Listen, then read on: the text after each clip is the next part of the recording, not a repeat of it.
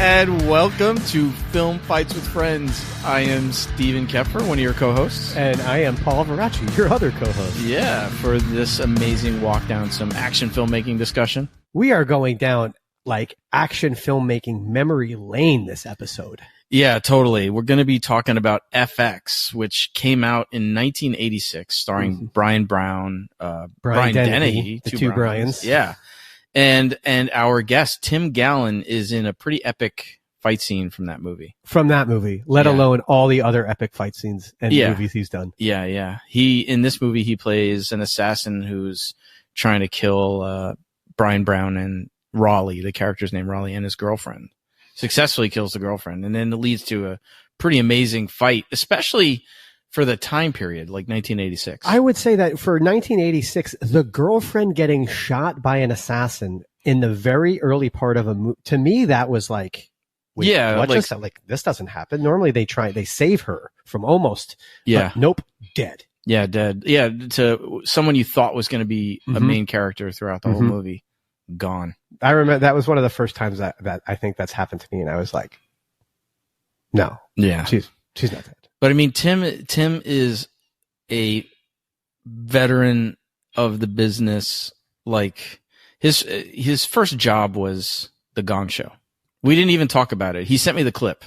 We'll drop it in the video. Watching the Gong Show. Yeah, he was in the Gong Show doing a Elvis impersonation. Wow. Yeah, I was like, amazing, totally amazing. He's been in the business starting in the 70s all the way till now, still working. He's working on Only Murders. Yeah, Only Murders in the Building. He's Steve Martin's double. He's been doubling Steve Martin for like 20 years. What a career we could all only hope for. Oh wait, Tom Hanks in Splash. Come on, classic, legendary movies. Mm-hmm. Yeah, and he gives some good stories. Yes, he does. Some really good stories. And great insight. Yeah. Phenomenal insight on the industry, where it was, where it is. Really good stuff. Yep. And he truly is, for those of us in the New York stunt community, he's one of those guys that is very free with giving advice and you know, pointing you in directions and just so helpful. You know, like I think a lot of times there's a rep that like, you know, the old crotchety stunt guy rep, but he is not that guy.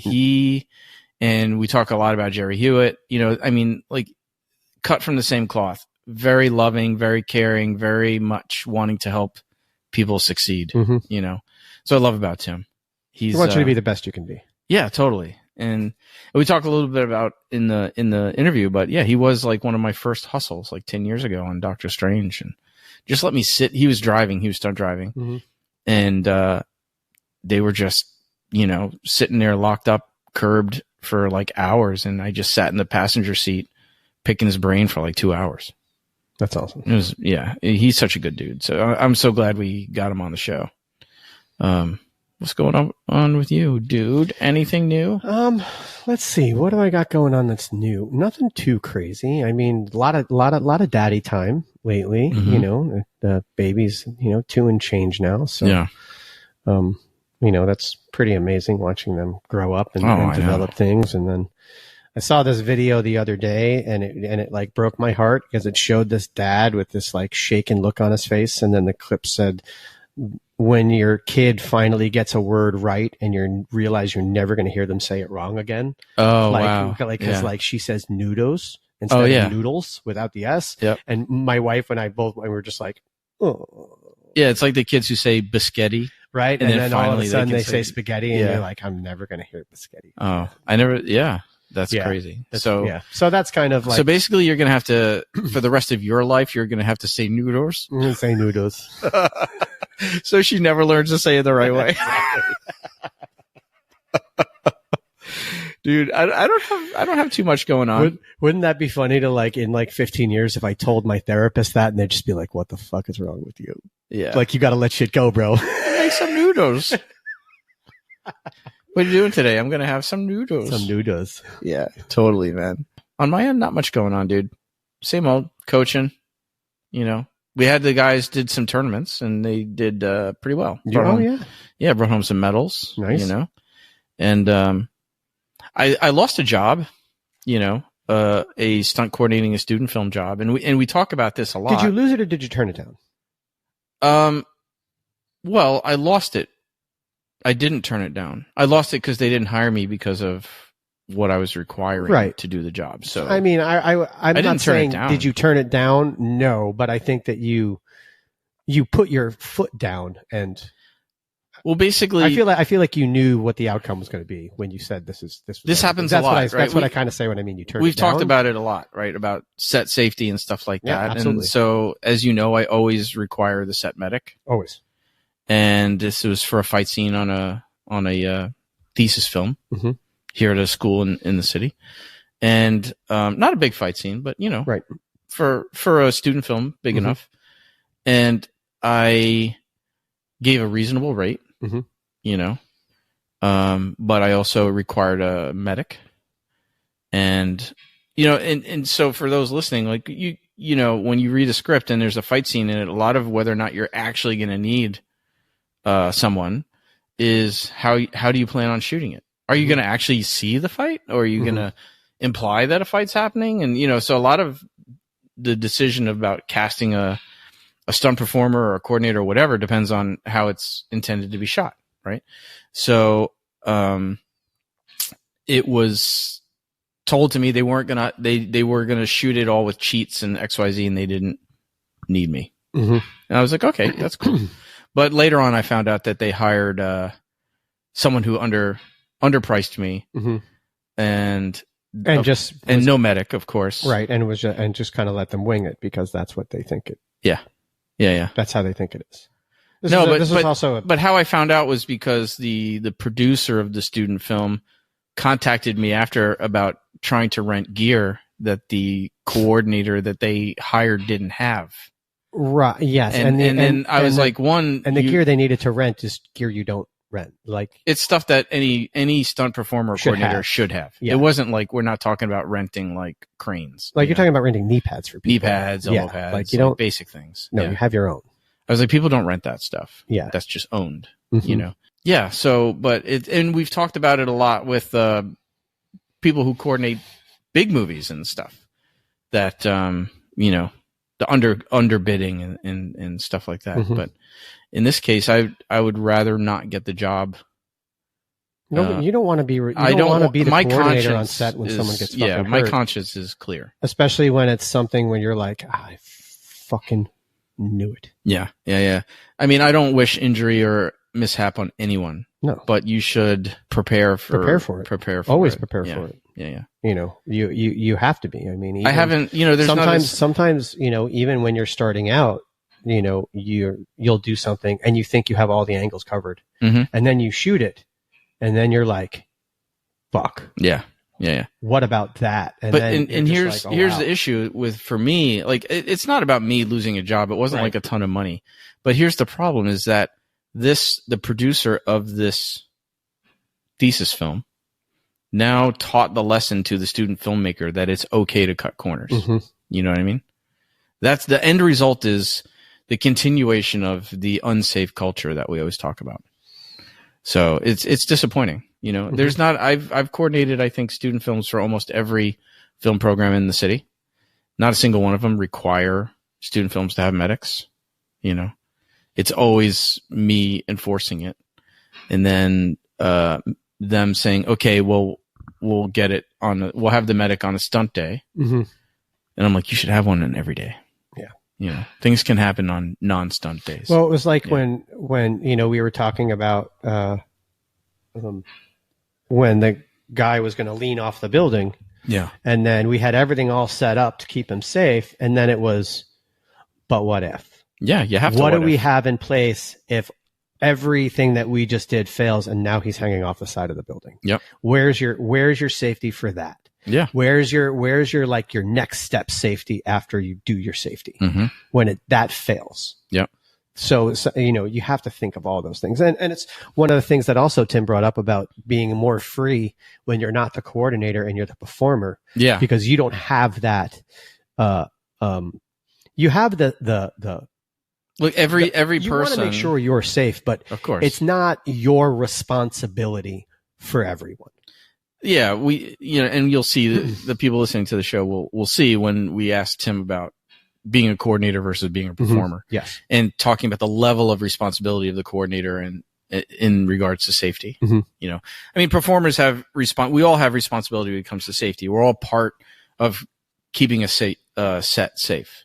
But there is the person who plans for mitigating risk. Like the performer isn't there doing the planning. You come in trusting the person that hired you did the planning. Yeah. And speaking of that, I just, we do have a potentially really cool thing coming up. If we can iron out all the details. And, I think it's going to happen. I think we can say we're going to interview the director of a documentary called Safe Sets. It's about this very topic. The director will be on the show later this season.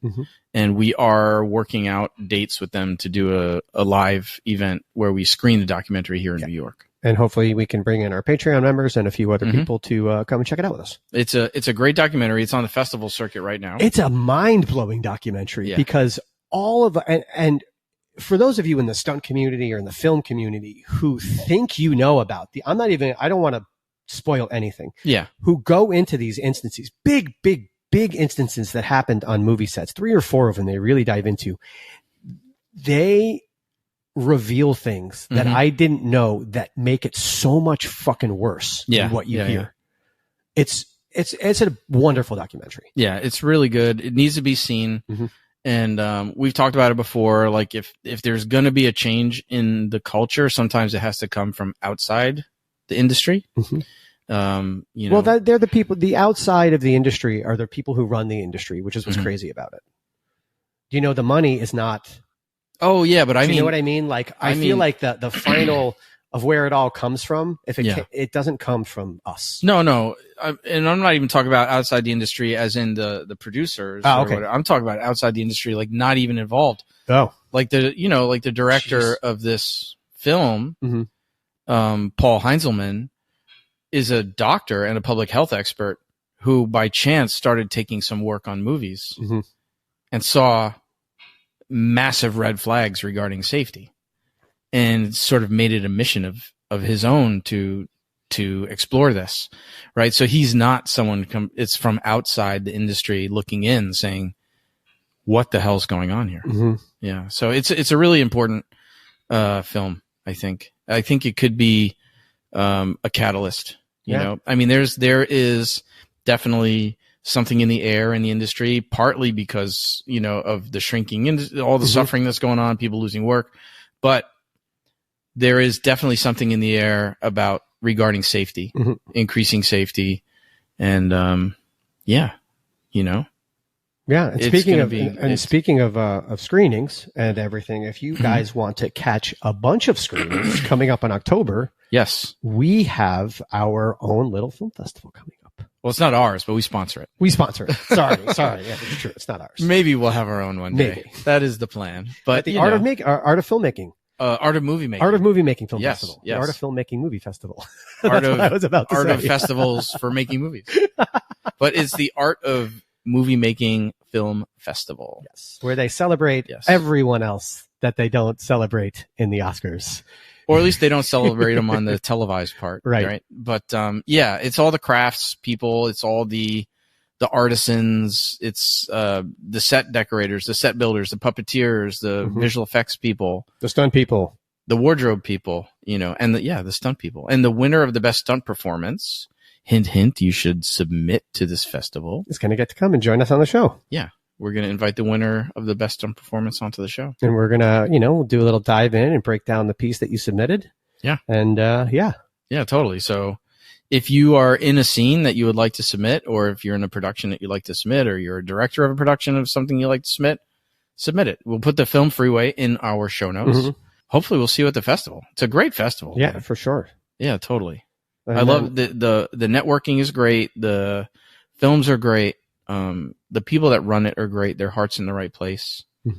Laura Thorne, awesome. Very, very good. She came to our last screening, our last live event. And if you were not a Patreon member, you missed it. So support us on Patreon. But until then, we've got Tim Gallin. Yes, we've got Tim Gallin. Before we go to Tim, we're just going to remind you to like, subscribe, comment, review, follow, thumbs up. Yes. Any way you can show us love, do it. Please do. And we will try to show you love back. If you comment, we'll give you a shout. Right. If you support us on Patreon, we'll give you a shout. Mm-hmm. Be part of the community that makes this show happen. Come and hang out with us, guys. Interact with us. Yeah, totally, man. All right. I think on that note, let's get to Tim Gallin. All right, here we go. Tim Gallin, so awesome to have you here, man. Good to be here. Sir. Sorry. Yeah. No, it's so great. For those listening, we had technical difficulties last season, and so we are finally back this season. Awesome. Episode number 2 of the season. Yeah. Episode number 2. Yeah. With 2 of 2025. That's it, man. So we're gonna obviously, I mean, your career is like long and storied and lots of stories, I'm sure, but we're gonna start. I love how we know where we're gonna start, but at the same time, we don't know where we're gonna start because we don't know where his career is just insane. Totally. But we're gonna start with FX because we asked you what fight you would like to talk about, and you suggested the assassin fight in FX, 1986's FX. Tell us why that was the immediate, like you were pretty immediate, like FX fight. Like, why did you choose that one?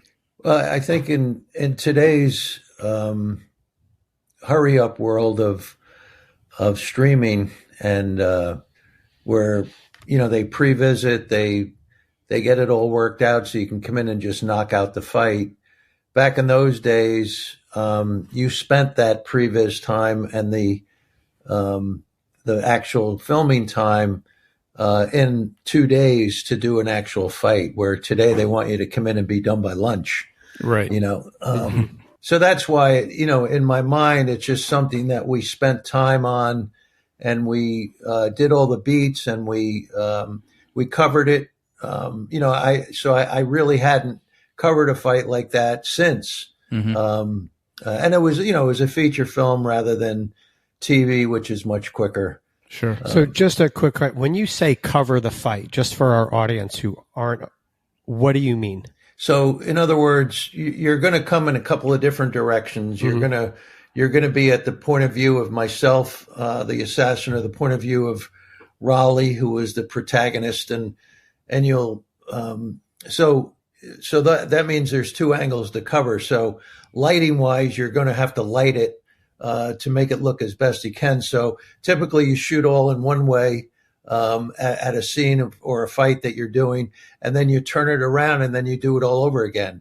And you try to blend it and keep it seamless so that when they switch back and forth, it looks like it's the same fight, not a different fight. Another question. I know that because now whenever we think of a previs or whenever we think of something like that, just pull your phone out. What did you guys shoot it with? Oh, I'm sure massive. No, I just so, yeah. I'm just trying to have people wrap their mind around what shooting a previs was then to shooting a previs now. Well, it wasn't called previs, and it was really what it was called was rehearsal. Yeah. And you did it without a camera, and if it was something really important to do, you might have the DP show up and see it. I mean, I've had previses.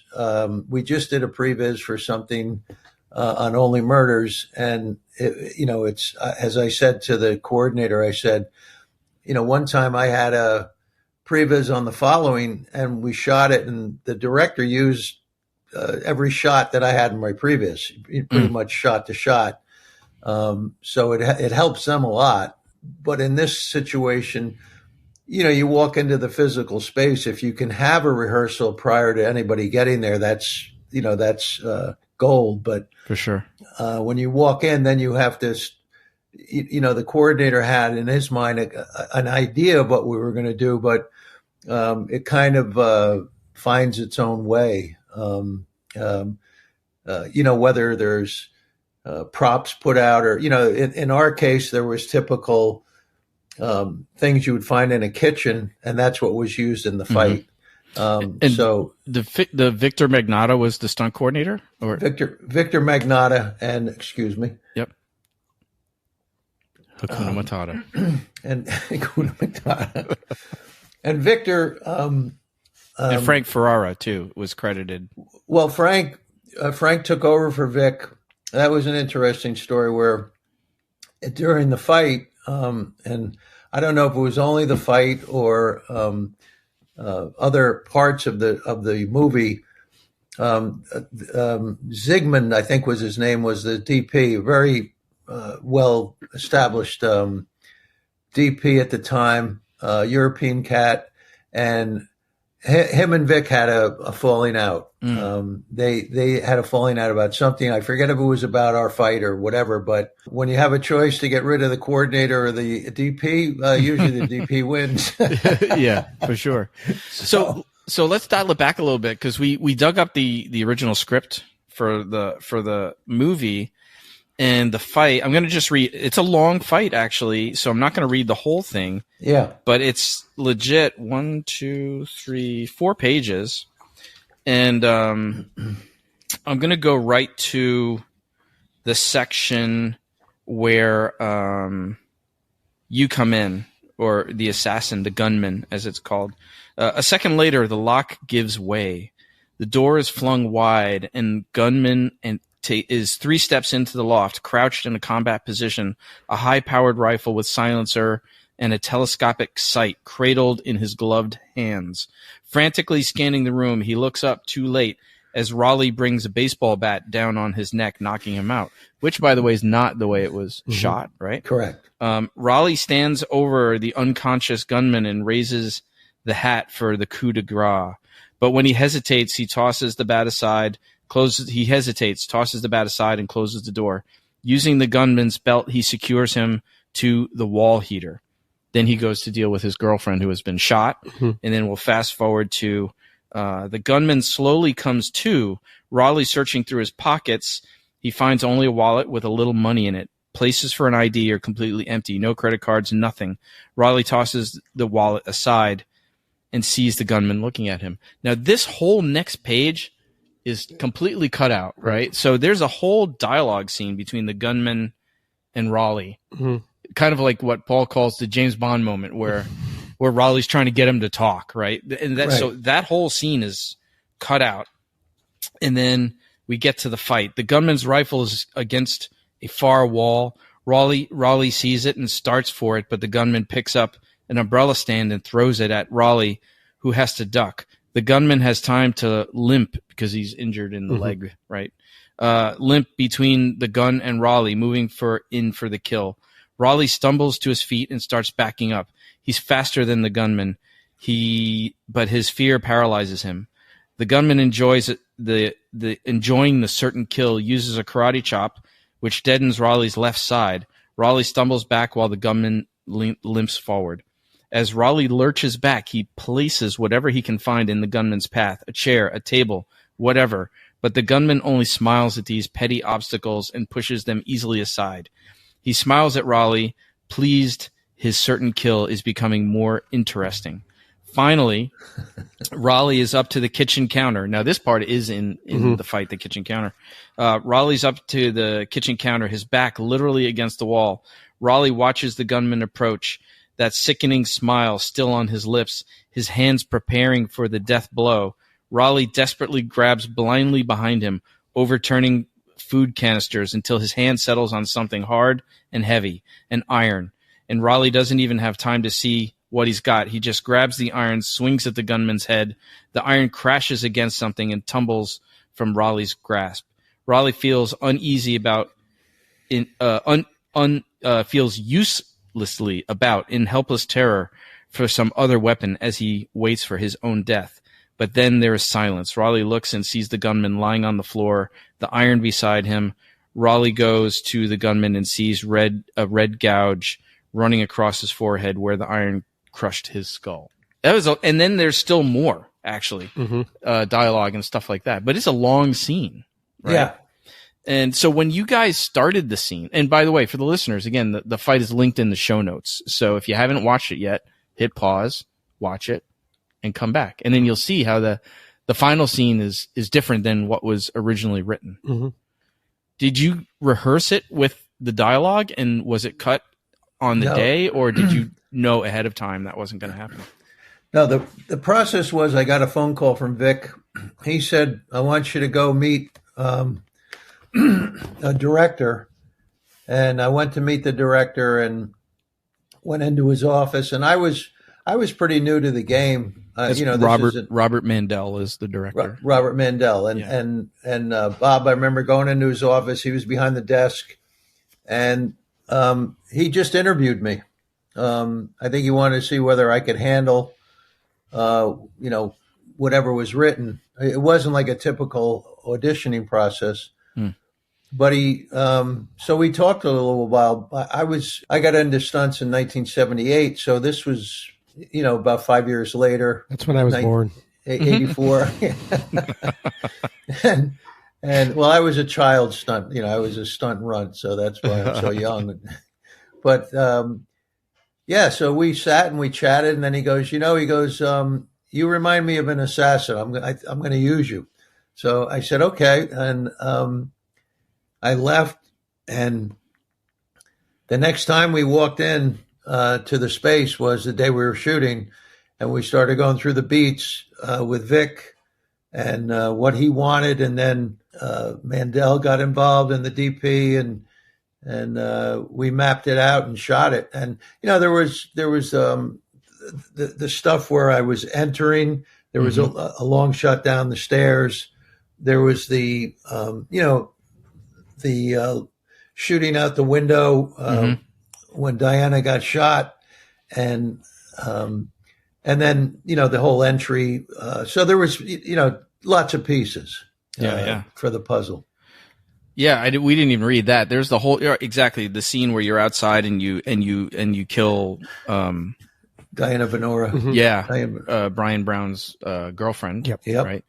And then the way it's written in the script is he hears your footsteps coming up the stairs and all this kind of stuff. And then you usually don't get that much when you're walking into a fight. It's usually he throws a right and knocks him out. That type of thing. So it's exciting. Like were you chomping at the bit for this? Like this is going to be a big thing. I mean, for you, as you said, you were maybe only about 5 years into the business or whatever. Yeah. I mean, every job was Christmas. Right. Back then it's kind of interesting. Back then is kind of how it is now for people, because I know it's very slow. And when I started, there was only about 36 people trying for stunt work at my estimate. And today it's, somewhere in the neighborhood 400, or, something of that nature. So competition is a lot greater now. In my time, there was also a lot less work. There wasn't what we had to wait for was a production to come in from LA that was action orientated. And you had to hope that the LA coordinator would at least throw some crumbs around town, because normally if it wasn't busy in LA, they'd have all LA people coming in and taking most of the work. Yeah. Well, there's some legendary stunt people on this movie. I mean, if we're looking through the list, you got Pete Bucosi, who is now, those of us in the business know he's coordinating now also. And Jerry Hewitt, rest in peace. Buddy Joe Hooker, Henry Kinsey Sr., Charlie Pacerni, and his brother, right, Chuck? That was his son. Oh, son. Yeah, that's Charlie Jr. Oh, wow. Okay, cool. Mike Russo, Brett Smurs, Brian Smurs, Greg Smurs, and Ron Van Cleef. I was surprised to see that name in there. Yeah, Ron Van Cleef, Yeah. That's awesome. Pete Antico, Tommy Huff. I mean, the list goes on and on, like legends. Oh, absolutely. Tommy Huff, I had dinner with him. They were shooting Vanilla Sky, and I couldn't get on this show, but I think Roy Farfel called me and said, hey, you want to have dinner with Tommy Huff and Henry Kinsey and Corey Eubanks? And I said, sure, I'd love to meet those guys. So we went to the Broome Street Cafe and had dinner. And so we're sitting there, and Tommy Huff and Corey Eubanks are telling stories. They said, you want to know how we met? I said, sure. And Corey Eubanks was doing Dukes of Hazzard, and he was doing a blind drive where he's down in the wheel well of the car listening to the radio and kind of driving it. And the coordinator would say, go right, down right, down left, and he's driving through a forest. So, and then he gave him like too quick a right or a left, and he ended up going into a tree. So, he got banged up because he couldn't really strap himself in down below. He was just on a grab strap. And so they wheel him out and take him to the hospital, and he's in the waiting area of the hospital. Like, they have the gurneys out in the hallway because it was busy. And there's another guy lying next to him.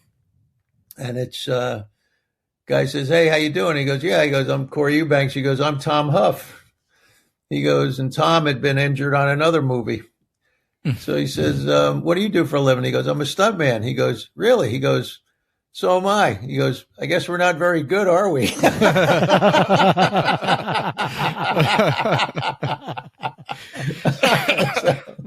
That's so funny. But they were good, and they continued. So yeah, of course. And did you ever consider moving to LA, or did you do time there, or did you just always stay in New York? Yeah, I graduated in 1978 from college. So that was in May or June, whenever it was. And so I was on a plane pretty soon right after that out to LA. And I just used to start hustling to go to all the different studios, sneak in and try to find a production, try to meet a coordinator. The first thing I did was, I got on, I went down to Stunts Unlimited's office on Cahuenga Boulevard, and I walked in, and there was this beautiful blonde that used to work there for many years, platinum blonde, sitting behind the desk. So I walk in and I said, hi, I'm Tim Gallin. I'm here to join. And she laughed and went in the back and got this guy, Benny Moore, who was one of the members. And there was only, I think, 36 members of Stunts Unlimited at the time. So Benny came out and he took me into the conference room, and he gave me, some great advice. He said, come back in 5 years when you're in the union and you have some experience, and then we can talk to you. But right now, we're good. So I've been telling that story a lot lately. As you get older and you're reflecting back on your beginnings, like I'm doing right now. Sure. I've been telling that story. So I said, I've never thanked Benny for that, that first meeting. And so I finally found him and called him, and we spent an hour and a half on the phone talking, just so I could thank him for, taking the, 15, 20 minutes, whatever it was, of giving me the straight dope of when I went out there. And I never forgot that, Oh, that's awesome. I mean, honestly, one of my first hustles was with you about 10 years ago, almost. It was on Doctor Strange. Right. Where you rented a pad from here. I got a pad through. Yeah, I found you through Kimmy. Kimmy told me about you. And And then you were like, down. Yeah, you were like, come down, hang out. And we sat in the car together talking. I don't know how, it seemed like forever, like 2 hours or something. But you gave me so much advice on that day that I have just passed on to other people. He immediately came back and told me. But it's just pretty awesome. You're known around here as one of the guys that will offer up advice very willingly and often, that everybody loves when they see your name on the call sheet. And dude, you're a legend. I'm happy to do it. I'm happy when, I know some performers are shy. They feel like they're, bugging you if they're asking or calling you. But I pretty much try to be an open book. I also got recruited in, I used to vote on the elections every couple of years for people in the union in the politics end of it. And I really didn't know, you kind of read the blurbs. And I used to say to myself, I really don't know anything about these people, so I investigated a little bit, and what that did, that got me recruited. So I ended up spending 10 years on the National Board of AFTRA and on SAG. I've been on the SAG Stunt Committee since, I don't know, 30 years or more. I was going to say, you're still on it. Yeah, I'm still on it. Yeah. And so, but it was really just for information and knowledge. And the good thing was I was able to share that with people on set, because they would be concerned about what was coming up with the contract, or which way they, maybe should vote and things of that nature. And I could give them both sides of the story. Sure. And they can make a decision. Yo, so I know Paul he looks like he's got a question. I can see it in his eyes. I do. I have a question. So when you jumped over your hands. Yes. Steve and I rewound it and watched it over and over and over again. We couldn't figure it out. Were they really tied up? Yeah, it's tied up. That's awesome. That's so fucking hard to do. So for those listening, right? That's so hard to do. The thought of just thinking about it, I'm like, I would have spiked myself. He had his hands were tied behind his back, and then he jumps over his legs over his hands to put his hands on the front. Yeah. And we rewound it 5-6 times to see if we could see a break. To see, there's no way he's doing it. Right. That's crazy. That's great. See, I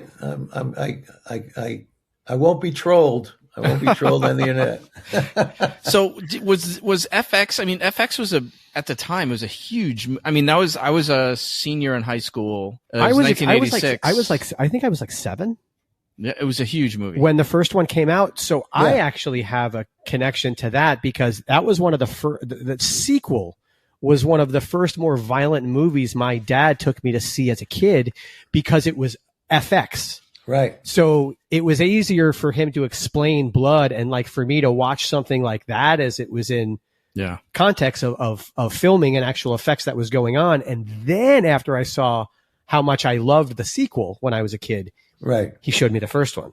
Oh, okay. And then I was like, whoa. Then I lost for it. me, it was like, so because back then I knew I was interested in being in the film business, but I always wanted to be a special effects guy. And that all kind of started like with American Werewolf in London, right? I was like, I want to be able to do that kind of cool stuff. Yep. And then this movie comes out where the protagonist is an effects guy, and then he has to use that skill. It was just very cool, man. It was such a huge movie at the time. I want you to know, Tim, that as a kid, I would be in the pool with my hands tied behind my back, and I would try and do it in the pool, and I still couldn't do it. Like, that's how much I love that movie. Like, when I would be in the pool, I'd be like, oh, and I would try and jump over. I still couldn't do it. No. Well, I'll tell you, Paul, I can't do it anymore either. So, was that a leveling up for you, like career wise? Like, was that what happened after that? Well, I think what it is, with Vic and, because you've been in some insane, you've been in pretty much you name a movie. Everything I love, you have been in. Oh, okay. Well, every awesome 80s retro cult classic movie, Highlander, you can almost tick it off. Bonfire of the Vanities, Men in Black, Conspiracy Theory, Super Troopers. I mean, you just name it. Crystal Skull, Birdman. You've been in so many greats. As I say, I've been very blessed. Because and Sleepers. Sleepers. Yeah. Oh, Sleepers. What a great movie. Yeah. And then the one with he was River Phoenix and Mark Wahlberg and Robert Duvall, right? The cop movie. When Mark Wahlberg was the cop and Joaquin, not River Phoenix. Joaquin Phoenix was his brother. You mean Copland? No. What is it? We have it on here? I don't know. There was too many. He has his credits are too long to write everything on here. Oh, We Own the Night. Oh, We Own the Night. Oh, We Own the Night. Yep. We Own the Night, man. That scene had that movie had an amazing driving sequence. Yes. But so after FX, was that how did that propel you a little bit, or? Yeah, well, my entree into the business was through a former football coach of mine. The day I met Vic Magnotta I was on my first fire drill line in high school. So, it's the first week or two of high school, and I'm in an all-boys Catholic school. I own a prep in New Rochelle. And, they call fire, fire drill. So we go out, we get online, we're walking down the hall, and we stop. And, we're waiting to get outside. They have different people coming down from different ends. And some kid bumped into me. So I turned around, I shoved the kid back, trying to be a tough guy, as you're a freshman in high school. And the next thing I know, I'm being flipped over, Sambo style onto the ground. And this guy standing over me going, "You do that again, I'll kill you." It was Vic Magnotta. Oh, wow. And, so he ended up becoming my audiovisual teacher, my physical education coach, and my JV football coach.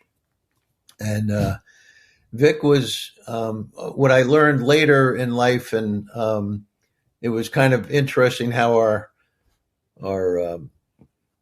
lives intersected. But when he I graduated from high school in '74 and went out to Long Island to college, and in my mind, I was like, I never want to see Vic again, because, there was one time we were having football practice, and me and another kid wised off, and he took us outside and I had hair at the time, and he had my crop of my hair in his hands, and this other guy, Jared, he's banging our heads against a metal door. Oh my God. And it was, when corporal punishment was allowed in school.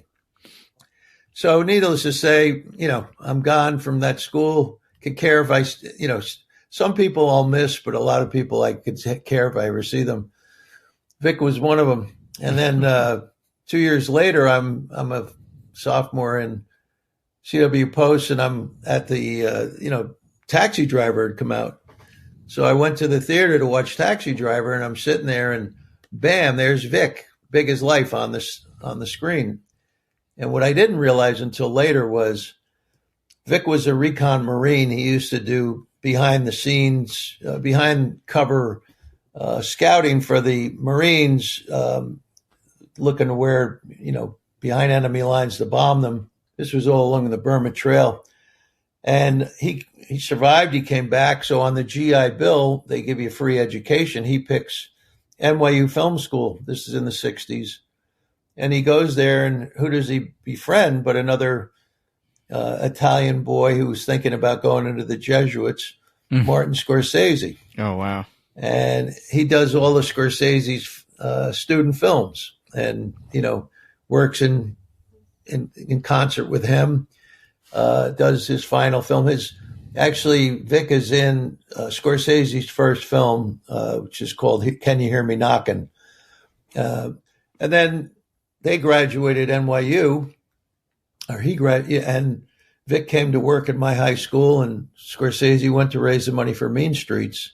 And then they came back around at Taxi Driver, and he kind of put Vic in the position to become a stunt coordinator in New York City. That's crazy. Yeah.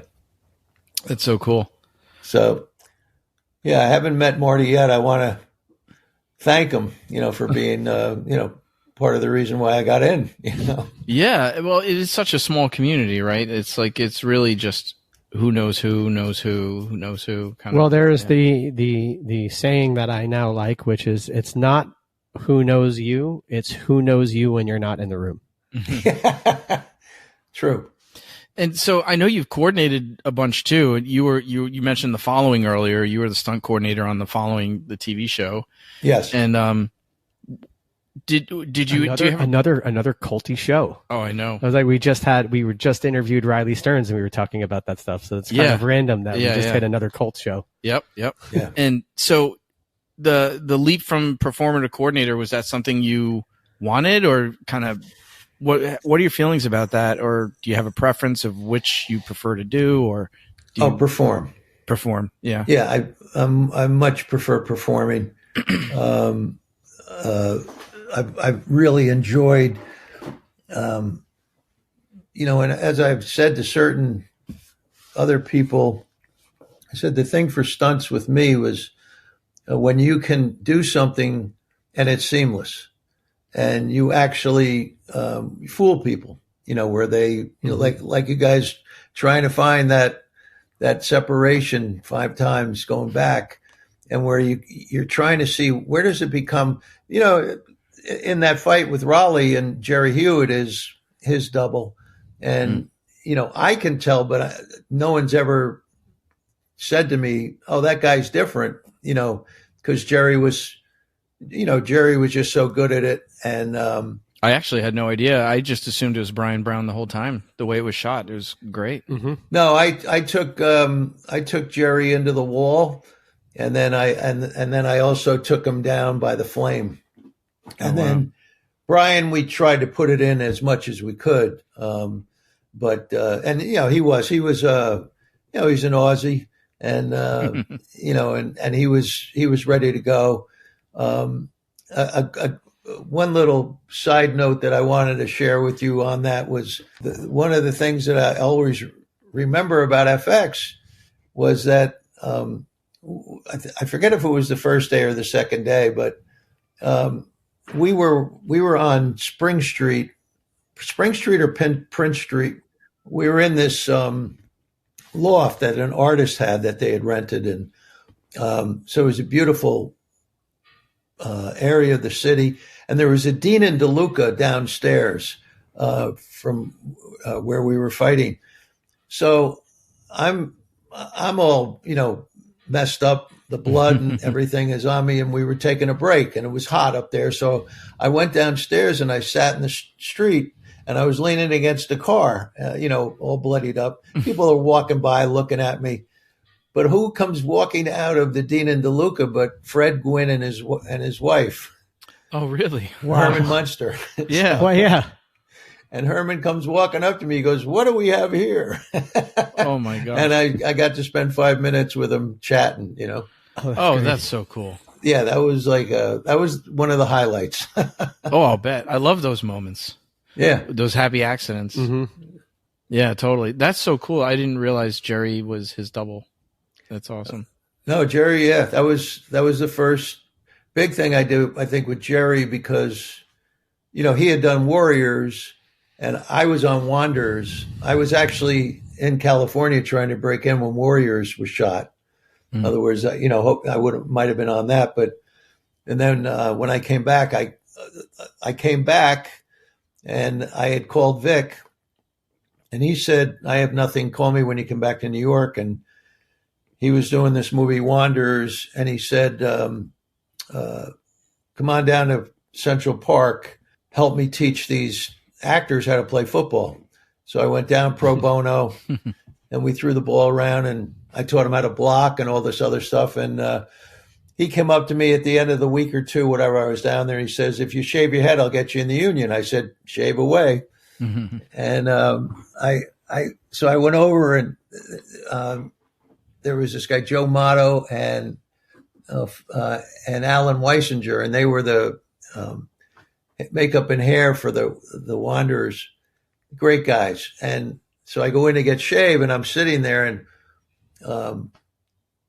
Karen Allen was in the movie, and she was in the office at the time, and she goes, "Oh, can I watch you shave his head?" And they said, "Sure, Karen." And they plopped her down right in front of me as I'm getting my head shaved. And I was like, oh my God. She was so beautiful, man. And, wow. It was an interesting moment. You mentioned that it feels like the industry, because of the shrinking, or whatever you want to call it, constriction, or whatever term you want to describe what we're going through right now, feels like it did back then, with like not a lot of demand, right? More supply than demand. I mean, what are your thoughts on what's going on right now in the business, as somebody with the perspective of having been through ups and downs for so long? Well, fortunately or unfortunately, it's all about money. Back in those days, again, the industry, which actually started in New Jersey, where I'm sitting, and moved west, was because the Nickelodeon owners didn't want to pay for the licensing and rentals and stuff like that. So they created Hollywood, and it was that was a very smart thing to do, and it grew. That's why they kept it all where it was they controlled it. They controlled the rent, the rentals and everything. Mm-hmm. So it's all about money. Since then, we've gone into the era of luring business wherever you can. Canada was successful in doing it, especially when the dollar was so far off, and they could just offer. And then infrastructure got built up there, which created it. You also have the unions were a part of it. In 1990, the studios went to the Teamsters and said, "We'd like you to do this, this, and this." And the Teamsters said, sorry. So the studio said, okay. And then they directed all of their development people were not shooting in New York anymore. And so for 2 years, we were dry, and to the point where people had to relocate, sell their houses and move if they wanted to stay in the business. Mm-hmm. There's always going to be different factors that are working on it. I saw it climb from when it came back in 1992. There was a climb from there till 1998 that was kind of unprecedented. And, I realized that was when I made a decision in 1995 to go full time into stunts and the business. Prior to then, I was working 2 jobs. I was doing stunts and I was also doing construction. And what was the cause of this ascent of production? It's kind of like, right, like 10 years ago with streaming and Marvel, like New York blew up. Yeah, it's a tax incentives. Mm. And it was, there's always states that are going to try to lure business in through tax incentives, through different deals that you can make, whether it's through the electricity or the rent or sure. whatever. Well, I remember a few years ago they took away the tax incentives in New York, and then nobody was really shooting here, and everything was shooting in Jersey, and like literally even coming to the city to shoot a scene was a big deal. Yeah. Like right after COVID, right around that time, like coming in and shooting in the city whenever they needed to shoot, everyone was just like, "Fuck." Well, we got incentives because it's just nothing but money. Yeah. No, now we do. Yeah. So that you see it in California now. They're trying to raise the incentive there. They're doing fairly poorly for what they used to have. They're supposedly feeling it from what I read and hear, and it's always going to be a push and pull to try to bring those dollars to your state, and so it'll always be a struggle. So that mid to late 90s was a big boom, and then you decided, I'm going to make a go at it. Yeah, big boom. It was, I still am married, and, I had 3 young daughters. My family owns what's known as what I believe is the oldest general construction company in the United States that's still family owned. It's called John Gallin and Son, that my great grandfather started in Manhattan in 1886. Oh, wow. So my cousins run it now. One of my daughters is there. So that's, 5th generation of the family still building things in New York City. So that was, it was not an easy decision to leave that and kind of throw it to the wind of this business that we know so well. So to bring it back, we went off on a big tangent, but you prefer performing to coordinating. I do. Performing is just, it's just freer. When you're a coordinator, you have a responsibility. You're responsible for their number 1, number 2 on the call sheet, and everyone else. Although the first AD is ultimately responsible for safety on set, I think if a coordinator is on set, they're the second person that's responsible, because that's really what their eyes are out there looking at. And so you have to really think about crew, whether the wind's blowing. I know, a gaffer will get involved if the wind's blowing too much. They're not going to raise the cranes to put the lights on. And so you're going to have to alter yourself that way. The IATSE and other crew unions have become very aware of safety, with what happened with Sarah down in Georgia and Rust and all those types of things. So, but you're, as a coordinator, you have a lot of responsibility on your shoulders. You got to think of all the woulda, coulda, shoulda. Absolutely. All the what ifs, every single in and out. It's, got to be a relaxing freedom to not have to do that. Yes. Once you've been doing it, to been like, oh God, this is so much. No, easier. it's huge. You try to, express that to young performers coming up where they go, oh, this guy was kind of, short with me. Or I said, well, you got to understand what's going on in the coordinator's mind. Yeah. Sometimes they don't have time to hold your hand. Absolutely. And, I don't want to be nasty to somebody, but you have to really pick and choose when you're going to hustle a coordinator, understand, they may be going through, a lot of turmoil that you're completely unaware of. So, that's the main reason why I would prefer to perform. Aside from FX, what's another standout for you that, not necessarily a fight, but just any particular production that you've been involved in? Oh, there's so many. I mean, doubling Tom Hanks on Splash was a lot of fun. What a great movie. Another movie I used to watch with my dad all the time when I was a kid. Yeah, and that was just wasn't supposed to be me. It was supposed to be Billy and Agnes. But because he was flipping a car on the day we had to be on set for Splash, we had gone down together down to Times Square to meet Ron Howard. We were on this other show. It was an English show. It was a movie that came over from England. I'm trying to think of the name of it.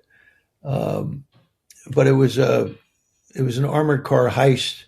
So we had a lot of car chases, and Billy and Agnes, of course, was, driving the main car. And I had been driving with Jerry. I had been a passenger in Jerry's car with Billy, and we had done some banging, in this wooded area up in Rockland County. And then we actually, where the quarry was that we did the armored car heist is now, a housing project. Mm-hmm. They had filled in the quarry. But anyway, they sent me and Billy down, and they had picked Billy to be Tom Hanks's double. And we went back to Rockland to work on this film. And like the next week, they called and they said, we need the Tom Hanks double. So Vic wasn't going to give up Billy for this, car turnover. He goes, Timmy, you go down. So I go down and I show up and the same producer that picked Billy was standing there, and he goes, oh, you're perfect. You're perfect. And so anyway, I'm standing on like 61st Street. The first scene I did in Splash was the start of the car chase as we're going through Columbus Circle. And, the campers were all uptown on Broadway or on 61st Street. And there was a holding area down at 59th Street or something. So the wardrobe person came over and gave me my wardrobe and said, oh, the holding's down and so-and-so. And I said, and in my mind, I'm going, I'm not walking all the way over there. So the campers are all there, and I see my character's name that I'm doubling on the door. So I walk into the camper and I start getting changed, and I'm in my underwear, and Tom Hanks walks in. And this is how I met Tom. I go, hey, how you doing? I'm Tim. I'm your stunt double. He goes, hey, how are you? He goes, make yourself at home. we got stuff in the refrigerator. You want to watch TV? Oh my God, that's so funny. So, that's That's how we did it back in the day. And you're on Only Murders. You mentioned that earlier. You're doubling Steve Martin? Yeah. Yeah. And have you doubled him in the past? I've Pink been, Panther, right? Pink Panther. So it's 20 years now that I've been doubling him. Wow. He's had other doubles and other productions, but I've done 4. I did both Pink Panthers. I did a 30 Rock, and now we just started the season 5 of Only Murders. Only Murders is great because, we were talking about doing an episode of stunts on, like the meta of stunts in productions. Yep. Like Fall Guy or whatever. But I love the whole arc of it was so good of the stunt community in Only Murders in the building, and the fact that they actually had the New York stunt community in it. Yeah. Like it was great. Like the stunt bar and the stunt. It's like how Concussions. much? Yeah. Concussions. It's a great name for a bar too. Right. Not that we advocate getting concussions. No. It's a literary thing. That's all. But no, Murders. John Hoffman, who's the creator, with Steve, I've told him I just love the whole backstory of Sass and with Jane Lynch's character being his stunt double, and most productions start from the top and the vibe that comes down. And being on that set is just is a great set to be on and to work with. All good people, good crew. It's a phenomenal show. It's such a great show. So, with all of have you? I guess what's the best? What was your most kind of like after you got done doing a stunt? What was your biggest like oh shit moment that you got through, and then afterwards you realized that it was fucking bad? Did you ever have one of those where you're just like, oh shit, and then you turn around and you're like, oh shit, oh, I'm good? Well, I'll say this: I was still working in construction, so and that was kind of funny. Where, like, when I did, I was on a movie with Michael J. Fox, where I was the concierge. It was called, I think, For Love or Money. It was called The Concierge, and it ended up For Love or Money.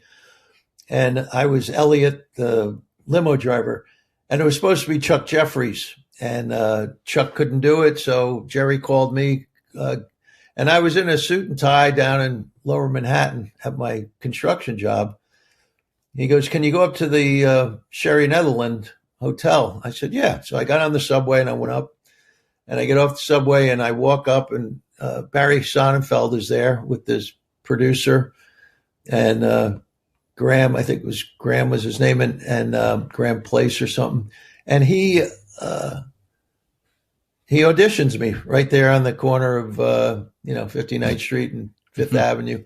He goes, "Yeah, you'll be fine," and and then I got on the subway and went back to work, and it was wonderful. So, but you were talking about, what was the other? Like a near miss, or like you ever have like a near miss that you got through it completely like unscathed, and then you go back and you're like, oh, well, how did I not?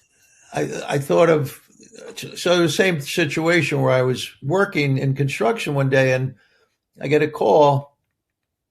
"Hey, this is the David Letterman show, the Late Show. Can you, we want you to do a high fall." And I said, "Oh, okay." They go, "Okay, well, show up tonight at." So I had never done a high fall. I had done some stuff off of quarries and, high dive and stuff like that. But so I went up to the Letterman show, and it was a Christmas thing where they wanted me dressed as Santa Claus and to jump out of the window. They were throwing like ornaments, and they threw a fruit cake out. Everything broke except the fruit cake. The plate and everything. Yeah, he used to have that gag where they would drop stuff off the building and slow-mo. Right. Yeah, it would smash slow-mo. Yeah, Norman did a 90-foot on fire jump off of there one time. So anyway, they brought me up, and they brought me up to the ninth floor or whatever, and they said, "Oh, you want to do a high fall?" And I had never done one. I said, "I'm not doing one from this height." So we started going down the stairs, and I ended up doing it which is their fifth floor. It's about 60 foot because they have a mezzanine. So that's so high. Yeah, that's still so high. It's very high. I mean, when I was a kid, there was a 75-foot cliff. We had a bunch of different cliffs in Colorado, and I was doing the 40-foot, and I went up to the 75-foot. And I'm sorry, I pussed out. Mm-hmm. I was like, no fucking way. Right? No, it's high. It's high, and as you know, the perspective of being on the ground and looking up, and then the other perspective is much different. Oh yeah. So what I did was I agreed to do that height, and then I called Jerry, of course, and I wanted the best person to be with me while I'm doing it for advice. So Jerry came in with Don Hewitt. Mike Russo was on the bag. It ends up being from the fifth floor, 60 foot. And I did it.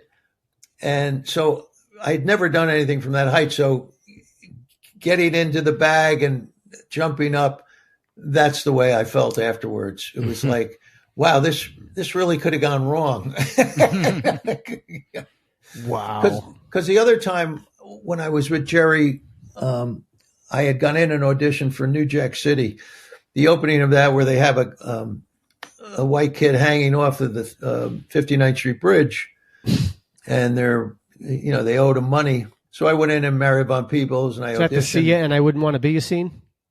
What's that? Is that the See Ya and I Wouldn't Want to Be You scene when he drops him? Yeah, exactly. And so I read for it. I got the part, and then I went up to Jerry's. And he had only a ladder at the time to do high falls. He climbed, like the circus ladder that's suspended. And he wanted to build a scaffold. So we built a pipe scaffold all day, 65 feet. And it was dark by the time we finished. So I couldn't jump. And so it got to the point where I never got any rehearsal time. I called him. I said, Jerry, I feel uncomfortable because initially they were talking 80 feet upside down on a quick release, and they drop you on the queen side. And Greg Smurs ended up doing it, and Greg had some experience. And Greg told me he was nervous because he didn't know whether to open up or to tuck. And he figured it out, and you just open up and it just takes you right around. And it ended up being 70 feet, I think. So I'm happy I'm happy I turned that down. I've turned other things down because I didn't know who I couldn't get my rigger on it to do it for me for a descender. And you make decisions, and for me they worked out. I mean, we've talked about that, like when to say no, and especially with younger or newer performers, the pressure is to not say no. Well, I bring up the time I was on the Bollywood film, right? And I should have said no, and I didn't, because I put myself in the position of they're going to ask someone who says yes, and that person's going to fucking get hurt. Yeah. So I was like, it might as well be me just forcing them to do it safely, and then I'll cover my own ass. Mm-hmm. And that was kind of how I did it. And actually, my oh shit moment was on that. Was I did the first back fall. It was from like 14 or 15 feet, nothing crazy, right. And then I immediately knew that from where the camera was that my hand was too low and you could see my face, and I was doubling somebody. So right. I immediately knew we were going to have to shoot it again, and I was going to have to fall and make sure my face was, behind my arm. So right. I immediately went back up because I was like, yeah, I know, we'll do it again. And I go back up and I strap myself in as I climb over the ledge. And then I thought, and I was like, something doesn't feel right. And then I'm like, guys, move the mats off the boxes. And they moved the mats off the boxes, and there was a huge hole in the boxes because the boxes hadn't been reset where I hit them last time. And I'm like, fucking reset the boxes. Right. Mm-hmm. And if I had gone without double checking that, I would have fallen right into that hole. Yeah. And my head would have went right through to the mat, to the pavement. Was there a point, Tim, where you learned that lesson to feel free to say no? I think it all depends upon who you are and the people you come in with. So, And I think that, there's going to be an attitude of cowboy up and, don't keep your mouth shut. And I think it has changed, but I think that other element is still out there too. Mm-hmm, for sure. So most recently, I'm wearing the Irish Mike shirt. Oh, that's right. You were the ref. That's right. I saw that. Yeah. So we were happily surprised when we went to see the screening of Day of the Fight that you were in it. You were in it as the referee. How was that? We loved that movie. I thought it was a great movie. We loved that movie, and we loved that fight scene too. Yeah, it was something that was, you never know where these things are going to come from. And I got a call from Bobby Beckles, and I had done a refereeing job for him on Lights Out. And a great show. I love that show.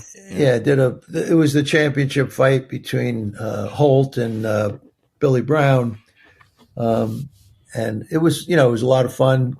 Stacy Keach and, all the people that were there. I think Mark Breland was involved, and, a lot of good people from the industry and from boxing. And then, when I got there, Bobby wasn't there. Johnny C was the coordinator, but I guess I was sort of separate. He was more dealing with the fighters, and I just had to, look like I knew what I was doing, and and not get in the way of the camera. So it was really just about moving with the fighters and allowing the camera to see the fighters is really what it comes down to. And so it worked out really well. And I worked with Ron Perlman, great guy. Pitt is very intense. He's about getting this character and the work done. And and then interestingly, there were some MMA guys that were involved in the fight, and they were good guys and did a nice job. Yeah, I loved the Ron Perlman coach character. Mm-hmm. Yeah. Well, yeah, that whole scene at the Garden was one of them. Again, I think we both said it. It's just some of the most accurate, at least coaching, at least the way we coach. Well, which is not screaming and yelling at your fighter and smacking him in the face, and you know what I mean. It's just all about. Well, we mentioned making him breathe, keeping him calm. At the Q&A to Jack Houston, we asked him about that, about writing that scene, because we've coached people in the Garden before, and it's like it was so accurate to what it feels like, from that perspective. It was really a really good job. It's really cool. No, I fought in the Golden Gloves back in 1977, and one of the fights was in the Felt Forum. So, you get that, it's just a unique feel, to be in a place where, a lot of fighters fought. And my guy, the guy that was my coach, was this guy, Bob Crimmins. And Bob was just, he was, he looked like Mick from Rocky. He's that type of guy. And his story should be written, because he was just one of these guys who was in World War II, was on a rescue boat. He came back, became a tax guy in Pelham, but he always coached boxing. And he told me a story once where he was out to dinner with his first wife had died. He had I think 3 daughters. One was, developmentally disabled. So he was very, involved in getting the rights for them started and implemented in Westchester. He was also a painter that could paint ambidextrously. He could paint with both hands at the same time. And he used to make a lot of the canvases for the big fights, like Budweiser and Iveco and all these different things. But he had a carriage house in Pelham behind his house where he had this ring, and he had a number of Golden Gloves champions, and it was just it was just wonderful to have a guy like that in your corner, his comment to me was always, you got a face only a mother could love, But the greatest part about Crummy Crimmins was when he was a young man in the 20s, he pitched to Babe Ruth. He was a pitcher on the Boston Red Sox. Oh, wow. And he got Babe to ground out to first. And so he used to have a pen. He used to say, "My name is Bob Crimmins. I got Babe Ruth to ground out. My autograph is worth 15 cents." So what do you got coming up? Anything in the works, Tim? I just worked. Murder's just started for their 5th season, so we'll see what happens. If they write stuff in for Steve, I'll be up for it. I'm going to see my spinal surgeon this Tuesday, so good luck with that. That's a stunt you're not getting paid for. You're actually paying for that one. As you know, that's a part of the game that we all deal with. So that's something that I had my neck fused back in 2013. So, but he had to leave some of it so that I would still have the ability to turn it. So I'm thankful for that, but I'd like to get it all squared away. Gotcha. Cool. Well, man, it's been great. It's been great chatting with you, man. Could go on forever. I mean, I could. There are so many other movies. I'm like, we didn't talk about them all. Yeah, you've been in so many, like Highlander. Yeah, Highlander. I was actually I'm quoted in the book that came out about it. Oh yeah, the guy that wrote the book tracked me down from England, and what I didn't realize, it was funny, for years I didn't realize, I thought I was working for Vic. Well, I was working for Vic Magnotta, but I was actually working for Vic Armstrong, because Vic Armstrong was the second unit director on that. Oh wow!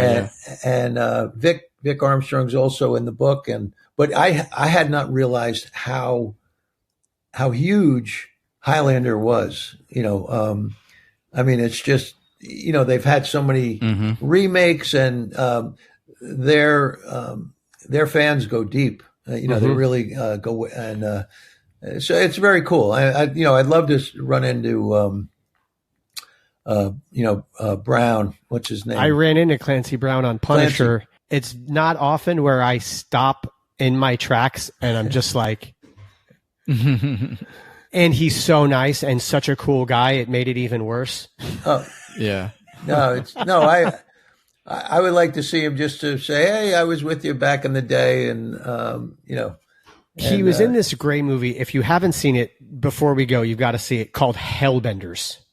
Okay. This movie is beyond hysterical, and it's about these 4 priests, and they're what's called hellbound saints, and they live a life of sin in case they come across someone possessed, so they can take the demon inside of them and go straight to hell. It is and Clancy Brown is their leader. Oh wow. And he makes sure they all sin. It is fucking hilarious. That's great. Yeah.